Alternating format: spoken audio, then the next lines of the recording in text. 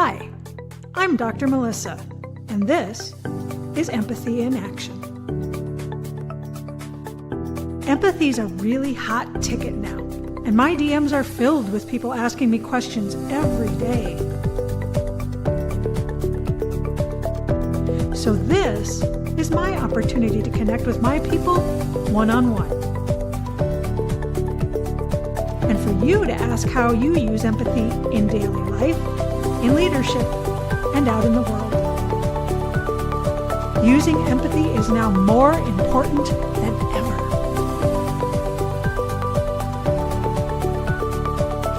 So let's talk.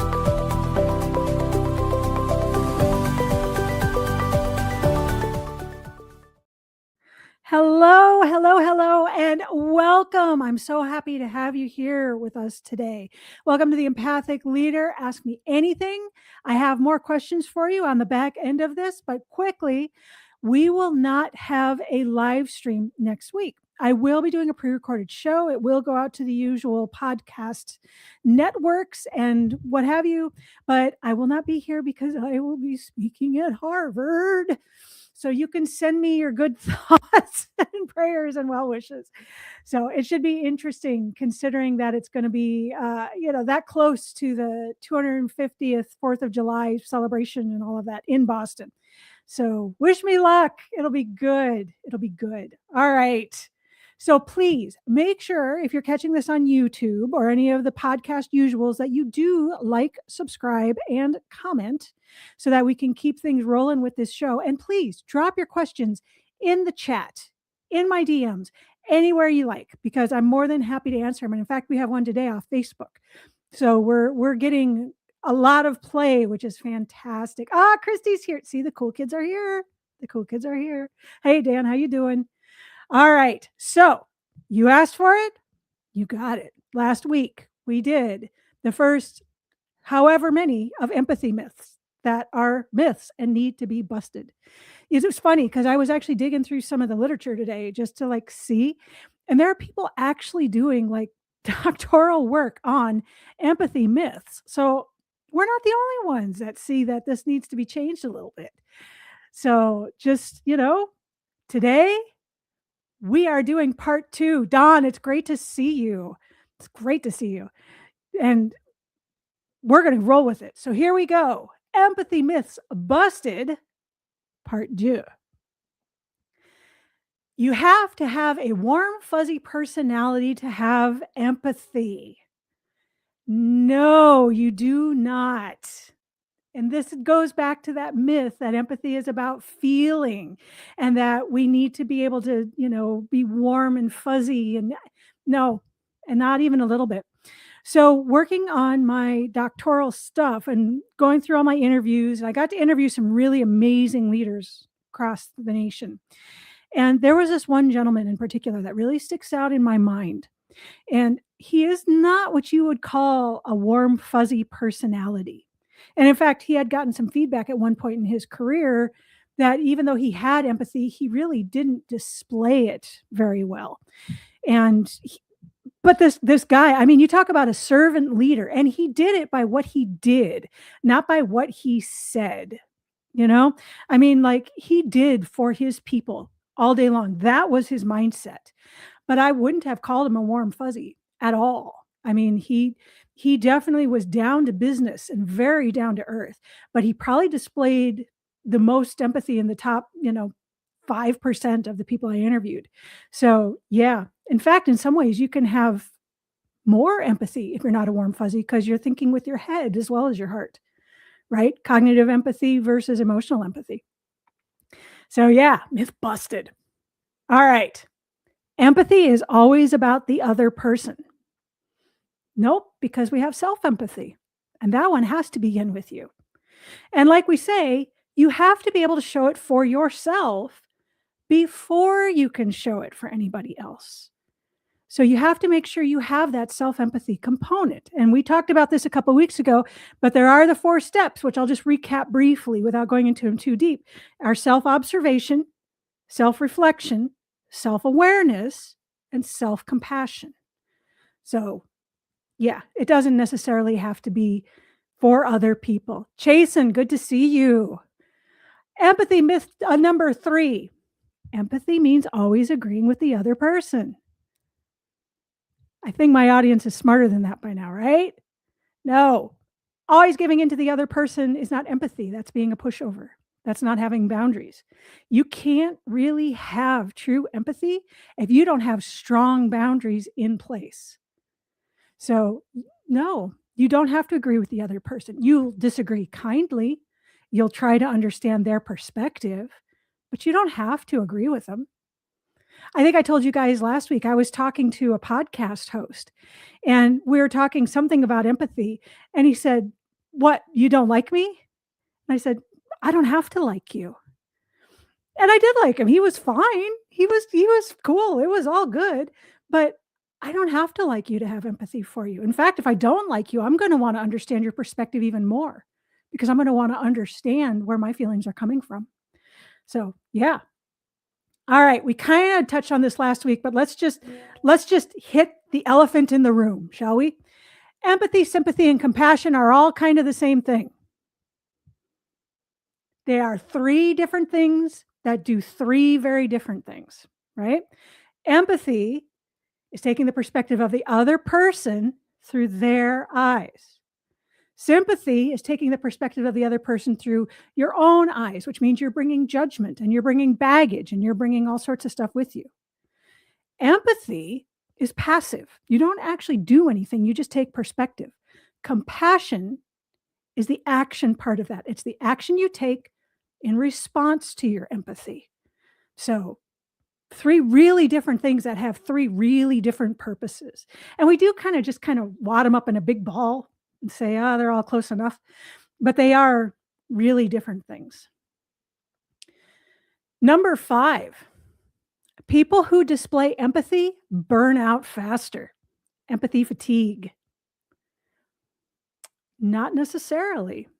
It kind of depends on how you display it and what you do with it. Now, if you are always going to lead heart first and take on everybody else's emotional baggage, yeah, you're going to burn out. But if you're using cognitive empathy and you're approaching it with a cool head and a warm heart, then that's not necessarily going to be the case, which actually leads to number 6. Too much empathy clouds your judgment. It's the same answer. If you're approaching everything with your heart, then yeah, you are going to probably have a hard time seeing past those rose-colored glasses. That can be difficult. Plus, the more your heart is involved in things, the harder it can be to set and keep boundaries. And remember, we said the hardest part of boundaries isn't setting them. The hardest part is having consequences and sticking to them. Well, if people are pulling on your heartstrings, that can be really difficult. And you set yourself up for manipulation. So you've got to have those boundaries. Plus, as long as you stick to that cognitive empathy side of things, or at least making it part of what you're doing, you're going to have your judgment. You're going to be able to look at things and say, yeah, maybe this is, maybe this isn't. Maybe I should approach it like this. My heart says that I should jump in and help him. My head says, no, let's actually be kind and help him in the long run instead of being nice and smoothing this over right now. And on that note, there are a lot of people who mistake kindness for weakness. Like we said, there are people who will take advantage of this. But having empathy doesn't make you a target. Not having boundaries makes you a target. All right? All right. This one was a little tricky, but I actually looked it up because I knew what I already thought, but I wanted to make sure the research backed it up. People on different parts of the neurodivergent spectrum don't have empathy. Now, number 1, I don't like this myth at all because it's lumping a whole bunch of people in together, because neurodivergence is exactly what it says, right? There's all sorts of categories of this. So from ADHD to autism to Asperger's to like all sorts of stuff. So to just lump a lot of people in one spot, immediately my stereotype radar goes off and I'm like, yeah, that's not going to happen. The other thing is that if you're saying this, then what you're saying conversely is that everybody else who has empathy does it in exactly the same way, which we know isn't true. We all do empathy a little bit differently because there's different mixes of the kinds of empathy you're going to use. What the research says is this is absolutely false. And if anything, there are people on certain parts of the spectrum that just display empathy differently, but it doesn't mean they don't have it. And from the people that I've talked to, that's the same thing I'm getting back. So, all right. This one came up in my research as well because I asked. Older people are either more empathetic from more life experience or less empathetic. Different generation, more jaded. And the converse is true for younger generations. Either they have more empathy because, as one of my respondents said, they're closer to God because they're younger, whatever that means, or because of COVID and phones and social media, they have less empathy. But that's actually not what the research is showing. So, a certain part of this comes from what's called a longitudinal study. It is a huge stereotype, Chase, and that's why I wanted to make sure I addressed it. That's like saying all women have more empathy than men. As soon as something comes up like that, that it's like this massive stereotype, it's like my hackles go up because I'm like, no, that can't possibly be true. And like, I want to like figure it all out just to be able to say, nah, that's nonsense. So, longitudinal study. That means that they're taking information over long periods of time, every so many years. And there was one in particular by a researcher named Conrath and his people. Hi, Lisa. It's great to see you. And I guess Meryl's out there as well. Good to see you guys. Thank you for being here. So, what this means is they're looking at a population every 10 years. And what they were looking at in particular were incoming college students. So, every 10 years, they would test these incoming college students and see where they felt their empathy was. Empathy is measurable. There are good tools out there to do it, so it is possible.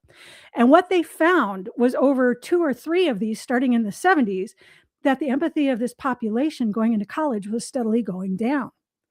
However, in 2009, when they did it again, it actually showed an increase in perspective taking and empathic concern or being concerned for others.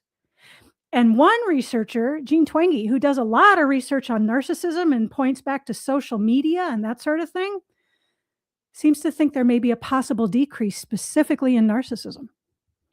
So, myth busted. Where it kind of came from was this idea that through experience, you gain more empathy because you gain the ability to take the perspective of the other person.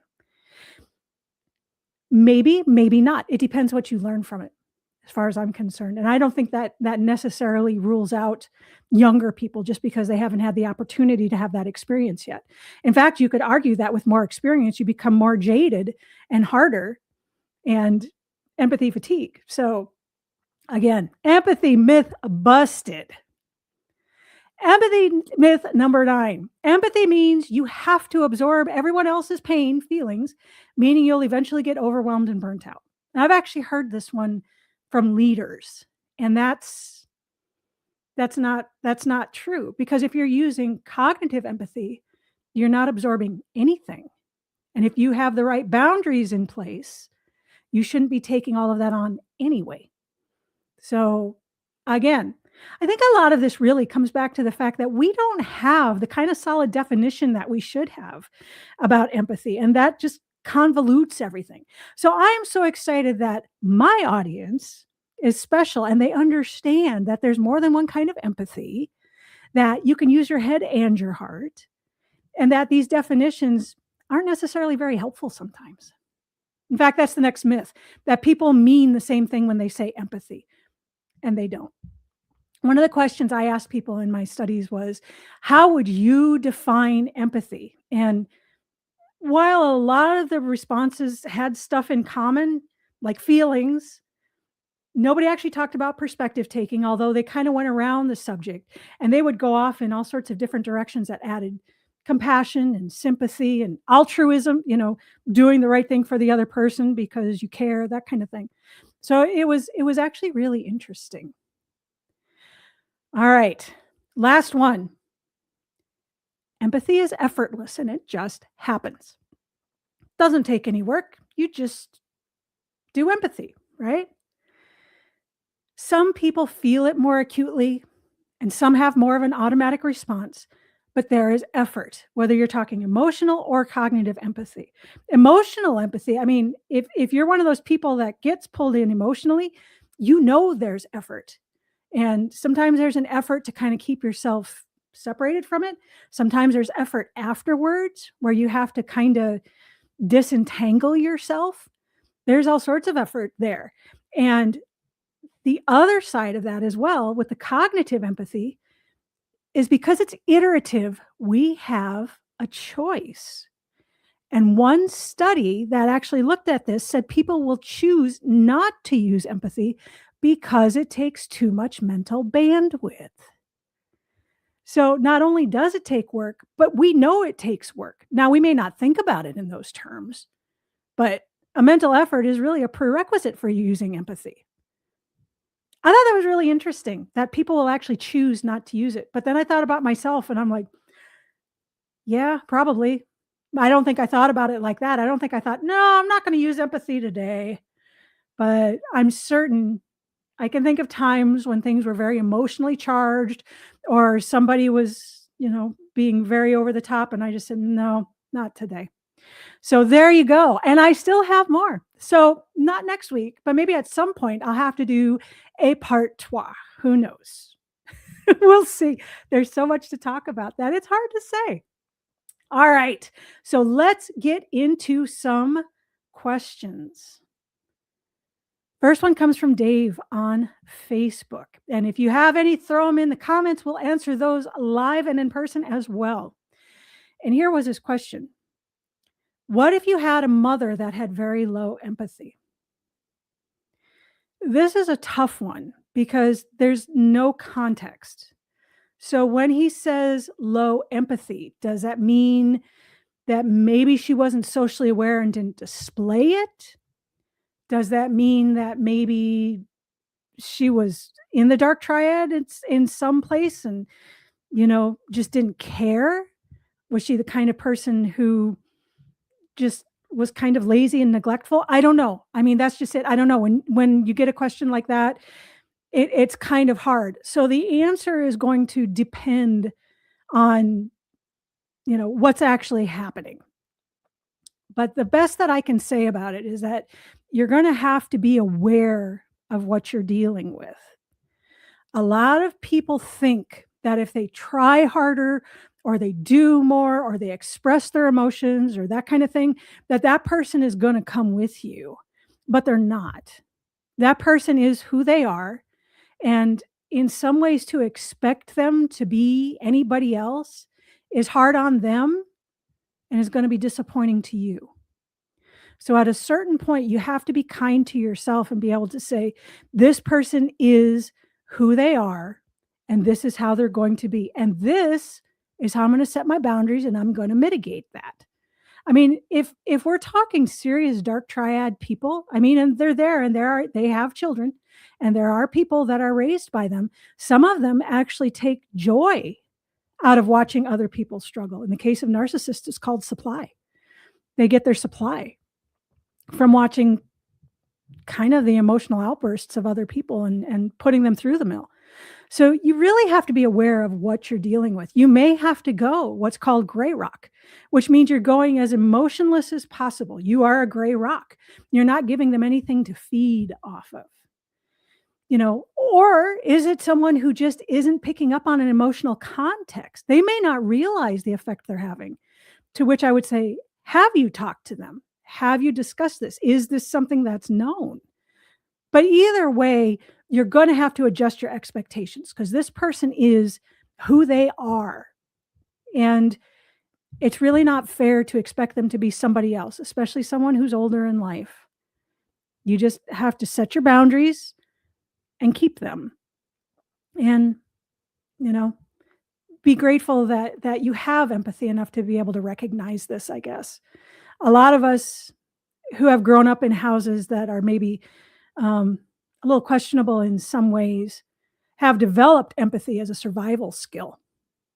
You kind of have to be able to smell the temperature in the room when you walk in because you don't really know what you're going to get. So you're constantly taking perspective of other people. You're constantly trying to figure out what's going on. And it really does become kind of a superpower that you use to keep yourself safe as much as you can. So I don't know that that's a good thing necessarily, but it happens. So, Dave, I hope that helps. If you want to give me more context, I can try it again. Which actually brings me to my next question, which also came off of Facebook. Why aren't dark triad people put in treatment or something? It's a great question, right? I mean, if you actually have these people in this group with no empathy, and they're in the DSM-5, the Diagnostic Statistical Manual of Mental Illness 5. I mean, these things are in there. Why is it not treatable? Hey, Leslie, it's good to see you. Because it's not a disorder. That's why. It's a behavioral pattern. So you have this behavioral thing. It's called OCEAN, and it's an acronym. It's like openness, conscientiousness, something, neuroticism. I don't know. I can't remember all of them offhand right now. But people either rate high or low in each of these. And when you start looking at dark triad, it's not really high or low. It's kind of one end of the spectrum or the other behaviorally. And if this is something you guys are interested in hearing more about, let me know because we can do a show on the behavioral characteristics and how this all works within empathy. But anyway, so they rate on one end of the spectrum or the other, but it's behavioral. It's not a disorder necessarily. Things are only classified as a disorder if they cause discomfort to the person. So if you have someone that's displaying these traits to the point that they end up having to numb themselves or they end up in prison, that's usually where, a lot of the studies of psychopathy have happened because they kind of end up there because of what they do, sociopathy and psychopathy. But it's not strictly a disorder. And in fact, a lot of these people like who they are because they think those of us that are hindered with emotions are kind of weak. They think it's a drawback. I don't know if any of you in the audience ever listened to Dr. Ramani Durvasula. She looks specifically at narcissism. She's a faculty member at UCLA, and she's treated a lot of narcissists, and usually they only end up talking to her if there's a hard line, something they have to do that's uncomfortable for them. She sees a lot of them in the wake of divorces and child custody cases and that kind of thing. And they don't want to change. The last time, I mean, this may have changed because I haven't listened to her in a little while. She's never actually felt that she's successfully treated any of them because they don't want to change. They're happy who they are. So dark triad is a really interesting hole, but it's quite a pit. It kind of can go on forever. Let me see. Yeah, the idea of going gray rock. Yeah, sometimes we have to, and it's hard, but you have to set your boundaries and take care of yourself first. There's the self-empathy side. Okay, I thought I saw a question come up from Dan. What would be a first step to reach out with empathy with a new group or team we are joining to lead, to guide, whatever? Great question, because really what it comes down to is taking perspective. So the very best thing that you could do is go meet them. I talk to leaders about this all the time. I mean, there's a lot of leaders. They have a lot to do. I'm not diminishing what goes into being a leader. It's hard work. If it were easy, everybody would do it well, and they don't. But you need to be able to go. Thank you, Don. See, I knew Don would have it. Openness, conscientiousness, OCEAN. Openness, conscientiousness, extroversion, agreeableness, neuroticism. Yes, thank you. So that's OCEAN of behavior, and it's a whole nother thing. Thank you, Don. You're on it. You've got to meet your people. You can't understand what their perspective is because the next step is always going to be to name their outcome, right? What are their outcomes? What are the things they're moving towards? What are the things they're moving away from? And unless you actually meet them, you're not going to be able to know that. Now, I understand if you're a leader and you've got hundreds of people, you can't go out and meet everybody. But if you're out of your office and you're making an appearance, they're going to see you and you're going to be able to kind of see what's going on and what the dynamics are. The more they see you, the more they get to know you. The more they get to know you, the more they get to trust you. The more they do that, the more they'll come to you with ideas, with innovations, with creative solutions. So if you want to lead with empathy, those are the two things. Get out and meet your people and don't be afraid to be seen once in a while, you know, and lead with empathy. Model what you want. If you want an empathic culture, lead with empathy because a leader, you are always on stage, whether you want to be or not. Someone is watching and they will emulate what you do. Culture, whether you're talking about culture in a small group, a family, or culture in an organization, you can either build your culture the way you want it or you can allow it to happen.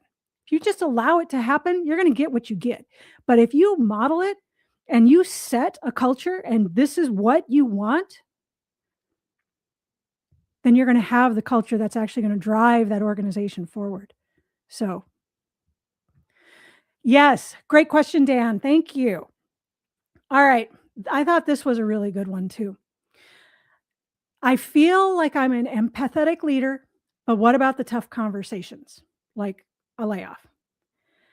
That's a great question because you actually need to have more empathy in those situations. So let's go back to our definition. Empathy is taking their perspective. What's the perspective of these people? What can you be prepared for? They're going to have questions. Be ready to answer those questions. Be ready to answer the hard questions and be ready to do it candidly. No weasel words. No, I'm going to check with HR and get back to you. None of that. Make sure that you actually have some of this in mind. And you're probably not going to get all of them, but I bet if you think you're going to be able to get the big ones. And people are going to have strong feelings. There's no getting around that. But making it an email like Meta just did and sending it out that way or trying to, stay comfortable, that's not going to work. This is a highly personal thing.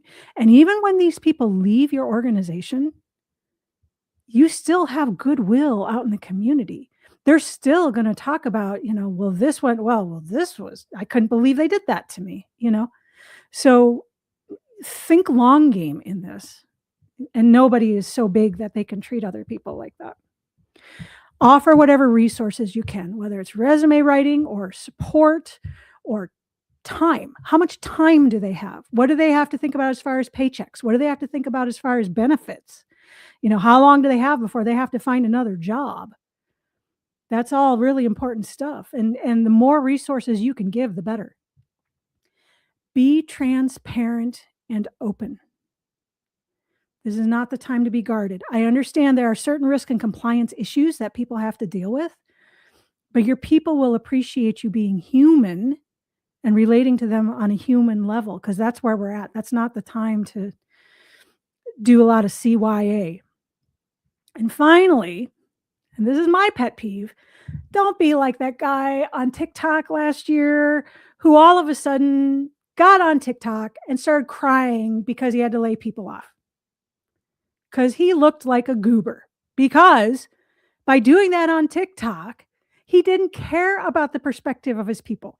It was all about how the layoffs made him feel, about what the layoffs did to him, about how he felt, about what he thought. That is the opposite of empathy. At very best, that's performative empathy, which people can smell a mile away. If you're just going through the motions and you're not actually doing it, yeah, don't do whatever you do, please don't be that guy. Yes, Leslie, we can also find an empathic leader to meet and emulate. Absolutely. Model yourself on that as well. That's fantastic. Instead of following the leaders who are not doing well with it, find one that is. Like attracts like, right? Don back. I was talking with a client today about gender biases and workplace promotion, and your work came up. Oh, awesome. That's fantastic. Good. Specifically, she asked if empathy is the ability to understand what matters in another person's world. What role does empathy play in recognizing talent, potential, and leadership capability during promotion decisions? All of it. It's the role. I mean, so there was an article that came out in Axios, I think. It was talking about the Shaken generation. And it was talking about how these companies don't necessarily want to employ some of these younger workers that really haven't been trained. Used to be university, rubber stamp, you're in, great. Well, now they're coming in and they don't really know how to work. They don't really know what the expectations are. And because of that, there's kind of a hiring slowdown in that demographic. But in my opinion, this is an opportunity because you're not counting on a university degree to be able to say, yep, this is our person. You're looking at their talent. You're looking at their potential and leadership capability. You're actually understanding who these people are when they come in before promotion. You're taking their perspective and understanding what their drivers are. What are their outcomes? Can you name their outcomes? I mean, is this someone who's ambitious? Is this someone who really wants to move up the ladder? Is this someone who would be a superstar, but there's a little bit of a fear of failure there? You as a hiring manager have the opportunity to figure this out. And I think not looking at it as an opportunity is actually a little short-sighted because this isn't going to change. So why not bring people in, look at things through their perspective, understand their outcomes, and understand you have the opportunity to mold the leadership tomorrow exactly the way you want it instead of undoing other people's bad decisions. I cannot believe we are already through another show. So I will miss you all next week, but I'll be excited to come back and give you a full report. And in the meantime, you can still catch the show next week on Apple and Spotify and wherever you get your podcasts. And remember, because we're talking both cognitive and emotional empathy, make sure you go out there into the world with a cool head and a warm heart. Bye for now. Want to know more? Connect with me here on LinkedIn.